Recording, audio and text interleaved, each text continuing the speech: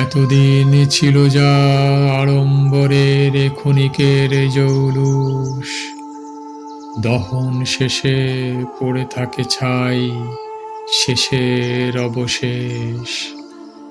উচ্ছ্বাসে ভরা কামনার দেহ ক্ষণিকের মোহে ঠাসা, বিরহ দহনে বেঁচে থাকে শুধু মাঙ্গলিক ভালোবাসা। ভালোবাসার খোঁজে ছুটে যাই আমি তোমাদের আঙিনায়, দহনের ছাই জমা হয় শুধু আমার সারা গায়ে।